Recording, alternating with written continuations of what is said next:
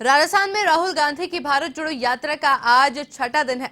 आपको बता यात्रा के समय में बदलाव किया गया है, तो वहीं सुबह 6 बजे की जगह 8 बजे बाद पदयात्रा शुरू हुई है। बूंदी के केशोराय पाटन में गुडली से राहुल गांधी ने पदयात्रा शुरू की। यात्रा एक दिन के ब्रेक के बाद फिर से शुरू हुई है।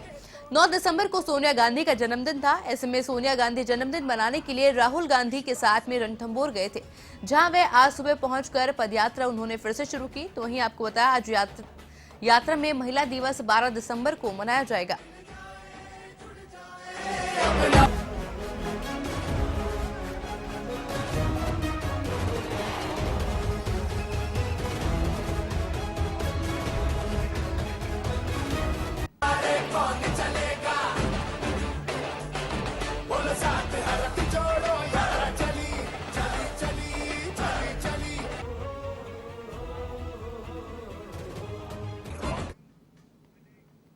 इस खबर पर अधिक जानकारी के लिए हमारे साथ हमारे संवाददाता दिनेश कसान लाइव जुड़ चुके हैं।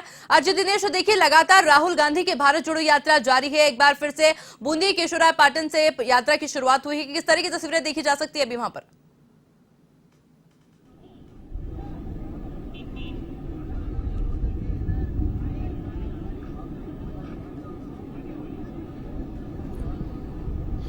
देखिए, कल का विश्राम दिन था और आज सुबह 8 बजे यात्रा शुरू हुई है। राहुल गांधी चूंकि कल सोनिया गांधी का जन्मदिन था और वो रणथंभौर वहां पर गए थे। आज सुबह राहुल गांधी 8 बजे केशोराय पाटन पहुंचे।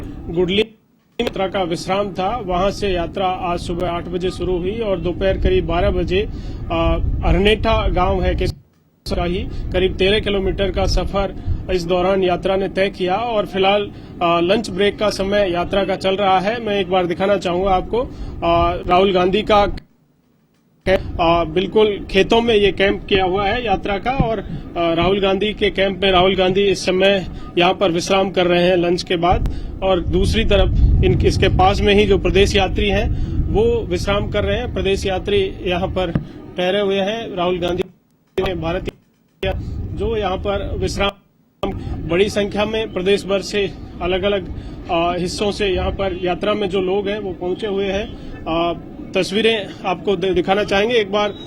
जो रूट है, रूट पे किस तरह से लोग अलग अलग हिस्सों से जो पहुंचे हुए हैं उनके लिए अलग व्यवस्था की गई है। वहां पर उन्होंने लंच किया है और बड़े बड़े कटआउट हैं जो राहुल गांधी के वो पूरे रूट पर लगाए गए हैं।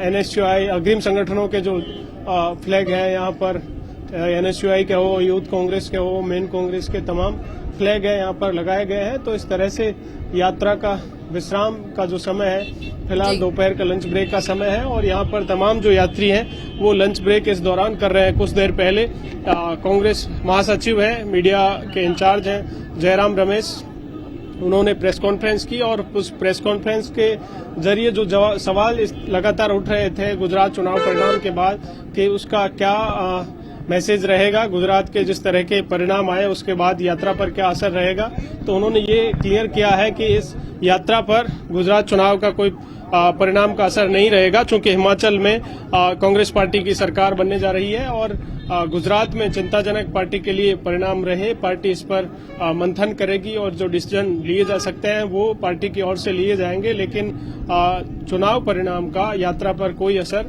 नहीं रहेगा। चूंकि यात्रा चुनाव जीतने के लिए नहीं है, ये पार्टी की आइडियोलॉजी को मजबूत करने के लिए है। तो जयराम रमेश ने इन तमाम सवालों के जवाब आज इस प्रेस कॉन्फ्रेंस के जरिए दिए। कल भी उन्होंने दिल्ली में प्रेस कॉन्फ्रेंस की थी चुनाव परिणाम के बाद और आज यहाँ पर चूंकि जिस तरह का माहौल था और चर्चाएं हो रही थी कि चुनाव परिणाम का क्या असर यात्रा पर रहेगा, तो उन्होंने क्लियर किया कि यात्रा चुनाव जीतने के लिए नहीं है। यात्रा का एजेंडा दूसरा है, प्यार मोहब्बत भाईचारे को देश में किस तरह से बढ़ाया जाए। देश भारत जोड़ो यात्रा जो नाम जिस तरह का दिया गया है और उद्देश्य भी यही है कि यात्रा निकाल रहे हैं वो लेकिन नहीं है। ऐसे में उन्होंने क्लियर किया है और साथ ही कहा कि हिमाचल सरकार बनने जा रही है।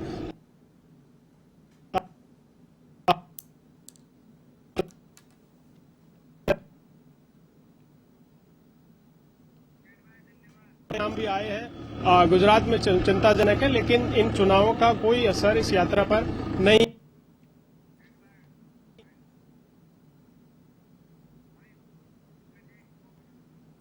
अजय दिनेश, आपका बहुत बहुत शुक्रिया हमारे साथ जुड़ने के लिए और तमाम जानकारी हमारे साथ साझा करने